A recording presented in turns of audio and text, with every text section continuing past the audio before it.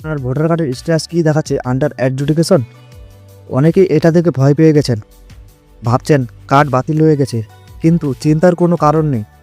Under adjudication মানে হলো আপনার আবেদন এখন যাচাই বাছাই চলছে, অর্থাৎ অফিস এখনও ফাইনাল সিদ্ধান্ত নেয়নি। এই স্ট্যাটাস সাধারণত দেখা যায় যদি আপনি নতুন ভোটার কার্ডের জন্য আবেদন করে থাকেন, নাম ঠিক করার আবেদন করেন অথবা ঠিকানা পরিবর্তন করেন, তাহলে এই স্ট্যাটাস দেখা একদম স্বাভাবিক। এখন কি করবেন আপনি?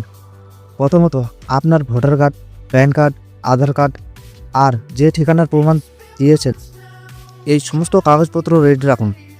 দ্বিতীয়ত ডকুমেন্টস ভেরিফিকেশনের জন্য তারা আবার যোগাযোগ করতে পারে আপনার সঙ্গে।